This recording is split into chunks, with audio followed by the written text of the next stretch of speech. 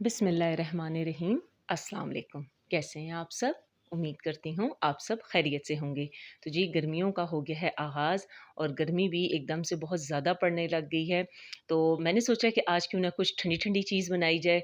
तो झटपट सी मैं आपके साथ मैंगो डेज़र्ट की रेसिपी शेयर करने लगी हूँ, जो कि मिनटों में तैयार हो जाएगी। ना कुकिंग करने की झंझट, ना बेक करने की और ज़बरदस्त सी ठंडी सी मैंगो डिलाइट, क्रंच डिलाइट जो है बन के हमारी तैयार हो जाएगी।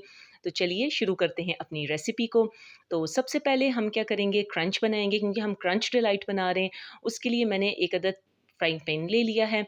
उसमें मैंने 1 ड्रॉप भी ऑयल या पानी का नहीं डाला। सिर्फ़ फ्राई पैन है, लो फ्लेम पे इसको रखा है चूल्हे के ऊपर और अब इसमें तकरीबन 4 टेबलस्पून जितनी मैंने चीनी, जो कि रेगुलर चीनी हमारे किचन में यूज़ होती है, वो डाल दी है।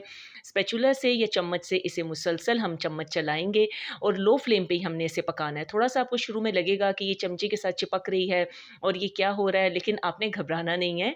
ये आहिस्ता-आहिस्ता से खुद ही कैरेमलाइज़ होगी और खुद ही सेट होगी। इसमें ऑयल, बटर कोई भी चीज़ डालने की ज़रूरत नहीं है। तो ये देखिए जैसे-जैसे ये गर्म होती जा रही है, हमारी चीनी पिघल गई है, लेकिन इसको हमने तकरीबन गोल्डन हनी कलर देना है, जलाना नहीं है क्योंकि ये एकदम से जो है ब्लैक कलर की हो जाती है। इसलिए चूल्हे को करना है अपने स्लो और चम्मच आपने मुसलसल चलाना है। तो देखिए माशाल्लाह कितना खूबसूरत हमारा कैरेमल का कलर आ चुका है। यहाँ मैंने कर दी है फ्लेम को ऑफ। अब हम इसे एक प्लेट में निकाल लेंगे। बहुत गर्म होते है ये कैरेमल, इसको हाथ लगाने की या हाथ से चेक करने की कोशिश गलती बिल्कुल भी ना कीजिएगा क्योंकि फ़ौरन से ये हाथों पे चिपक जाती है और बहुत ज़्यादा जलन देती है। तो बहुत एहतियात से कैरेमल का काम कीजिएगा और जैसे ही कैरेमल को फ्राइंग पैन से निकालें, फ्राई पैन में फ़ौरन से पानी डाल के इसे साइड पे रख दीजिए क्योंकि फिर इसे धोने में आपको आसानी होगी, वरना कैरेमल फ्राइंग पैन के साथ सख्त हो जाएगी और फिर धोने में फ्राइंग पैन को मसला आ जाएगा। अब इसे प्लेट में हमने निकाल के अच्छे से फैला लिया और फ़ौरन से आपने फैलाना है क्योंकि प्लेट में डलते ही ये जमना शुरू हो जाती है। रूम टेम्परेचर पे इसे ठंडा कीजिए, तकरीबन 8 से 10 मिनट में आपका क्रंच रेडी हो जाएगा। अब अपनी बकिया रेसिपी की तरफ चलते हैं। तो मेरे पास 2 अदद मैंगोज़ थे, आम थे, बिल्कुल पके हुए आम थे, बड़े साइज़ के मैंने ले लिए और इसे क्यूब्स में या डाइस में से मैंने कट कर लिया है। अब जो दूसरी चीज़ हमें इसमें चाहिए वो है जी Marie biscuit. Half roll Marie biscuit का हमें चाहिए, उसे आप निकाल लें। कोई भी बिस्किट अगर आप यूज़ करना चाहते हैं, लेकिन मैरी बिस्किट का ये होता है ये ना इतने मीठे होते हैं और हर फ्लेवर के साथ ये मिक्स हो जाते हैं। आप चाहें तो डाइजेस्टिव बिस्किट भी यहाँ पर यूज़ कर सकते हैं। तो मैरी बिस्किट मैंने हाफ़ रोल लिया है, अब इसे हाथों से ही आप छोटे-छोटे पीसेज़ में कट कर लीजिए क्योंकि अगर हम इसे चॉप करेंगे तो ये बिल्कुल चॉपर में तो ये बिल्कुल ही बारीक पाउडर सा बन जाएगा। तो हमें बिल्कुल पाउडर नहीं चाहिए, हमें छोटे-छोटे टूटे हुए पीसेज़ में जो है अपना चाहिए। यहाँ पर ये बादाम हैं कटे हुए, तकरीबन 3 से 4 टेबलस्पून जितने आप बादाम ले लीजिए।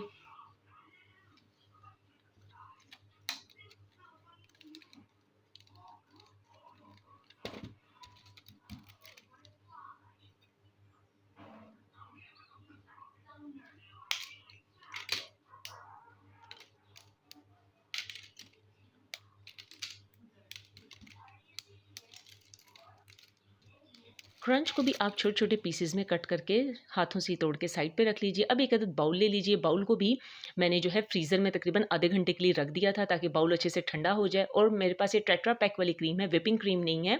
आप कोई भी टेट्रा पैक वाली बहुत सी कंपनीज़ की आपको ईज़िली मिल जाती हैं, आप वो क्रीम ले लीजिए। इसे भी वैसे भी ये फ्रिज में ही होती हैं, लेकिन आप कोशिश कीजिए कि जब हम इसे बीट करेंगे तो इससे पहले तकरीबन 2 घंटे मैंने इसे भी फ्रीज़र में रख दिया था। अब एक क्रीम का पैकेट था, 200 एमएल जितनी क्रीम थी वो मैंने एक बाउल में ले ली। साथ ही मैंने 2 से ढाई चम्मच टेबलस्पून जितना कंडेंस मिल्क ले लिया। आप चाहें तो कंडेंस मिल्क को स्किप करके चीनी का इस्तेमाल भी कर सकते हैं, लेकिन चीनी पिसी हुई लीजिएगा। अब जो है इसे आप बीट करेंगे तकरीबन 2 से 3 मिनट के लिए क्योंकि गर्मी का मौसम है। क्रीम को व्हिप करना थोड़ा-सा मुश्किल हो जाता है। वैसे भी ये एक नॉर्मल क्रीम है, व्हिपिंग क्रीम नहीं है, तो इसको थोड़ा-सा व्हिप करना मुश्किल होता है। तो इसीलिए क्रीम को भी आप फ्रीज़र में रखेंगे यूज़ करने से 2 घंटे पहले और बाउल को भी आधा घंटा पहले आप फ्रीज़र में रखिएगा।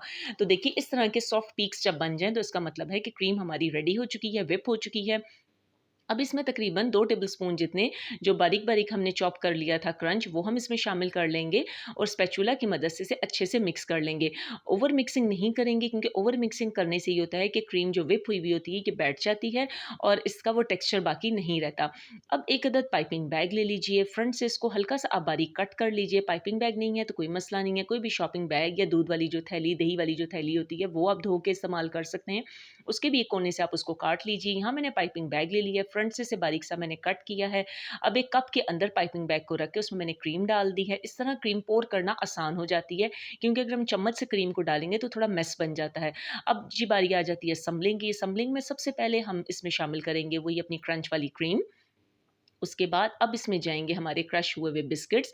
लेयर्स आप अपने हिसाब से कीजिएगा, अपने बाउल साइज़ से कीजिएगा। आप चाहे तो इसी तरह छोटे-छोटे ग्लासेस में भी इसे सर्व कर सकते हैं। कोई खूबसूरत से आपके पास डेज़र्ट के कप्स हों, आप उसमें भी इसको सर्व कर सकते हैं। तो इस तरह बिस्किट्स के बाद अब जो हमने मैंगो के क्यूब्स कट किए थे वो हम क्यूब्स सारे डाल देंगे। बस इसे केयरफुली आप देखिए और कोशिश कीजिए कि जब हम ये असम्बलिंग करें तो सारी चीज़ों को ग्लास के साइड्स पे लाज़मी हम पोर करें। इससे ये होता है कि ग्लास की जो साइड्स होती हैं उसमें बहुत प्यारी खूबसूरती सी आ जाती है और देखने में, खाने से पहले हमेशा आप चीज़ देखते हैं तो देखने में चीज़ बहुत खूबसूरत लगती है। अब फिर उसी तरह ही हम अपने प्रोसीजर को रिपीट करेंगे। अब फिर हमने क्रीम अपनी डाली और फिर उसके बाद अब बिस्किट्स हमने इसमें डाल दिए हैं। अब उसके बाद बारी आ जाएगी अपने मैंगोज़ की। तो इसलिए मैंने थोड़ा-सा फ़ास्ट फ़ॉरवर्ड किया है, लेकिन मैंने इसको कट नहीं किया। मैंने कहा आप ताकि साथ-साथ देखिए और इसी तरीके से आप इस रेसिपी को फ़ॉलो कीजिएगा। रेसिपी को एंड तक देखिएगा और इसी तरह इसे फ़ॉलो कीजिएगा तो इंशाल्लाह बिल्कुल यही रिज़ल्ट आएगा। और यकीन कीजिए कि जब इसे फ्रिज में 2 से 3 घंटे ठंडा करने के बाद मैंने बच्चों को सर्व किया और हमने खाई तो ये इंतहाई लज़ीज़ और बहुत ही डिलिशियस और ठंडी। मैंगो वैसे गर्म तासीर के होते हैं, लेकिन जब आप इस तरीके से आप इसको बना के खाएँगे तो बहुत ही मज़ेदार और बिल्कुल मैंगो की गर्माहट आपको नहीं आएगी। तो लास्ट में मैंगो क्यूब्स मैंने रख दिए, क्रंच के साथ इसको सर्व कर दिया है, बस खूबसूरती के लिए। अब दोबारा से दूसरा ग्लास भी मैं आपके सामने ही बना रही हूँ ताकि आप अगर कोई चीज़ आपसे टिप मिस हो गई हो तो आप इसे दोबारा भी देख सकते हैं। आप चाहें तो मैंगो के अलावा इसमें कोई और फ्रूट का भी इस्तेमाल कर सकते हैं, लेकिन जी आजकल फलों का जो सरदार है वो मैंगो ही है और मुझे तो आप यकीन कीजिए सारे फलों में सिर्फ़ और सिर्फ़ मैंगो ही पसंद है। तो कोशिश कीजिए मैंगो के साथ बनाएँ क्योंकि मैंगो के साथ इसका फ्लेवर बहुत ही मज़ेदार आता है।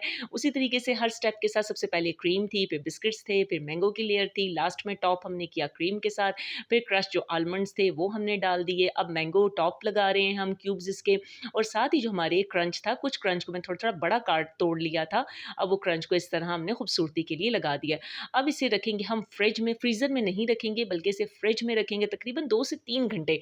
आप इसे ज़रूर ठंडा कीजिएगा और फिर सर्व कीजिएगा और फिर दाद वसूल कीजिएगा। आप यकीन कीजिए बहुत ही लज़ीज़, बहुत ही मज़ेदार हमारी मैंगो क्रंच डिलाइट मज़ेदार किस्म की तैयार हो चुकी है। ना ही कोई बेकिंग की झंझट, ना ही कोई कुकिंग की झंझट, ना ही कोई इतनी ज़्यादा देर इसको फ्रीज़ करने का, ना व्हिपिंग क्रीम का। बहुत ही सिंपल और आसान रेसिपी के साथ मैं आपके साथ आज ये रेसिपी शेयर की। तो अगर आपको मेरी रेसिपी पसंद आई तो मेरे चैनल को सब्सक्राइब ज़रूर कीजिएगा।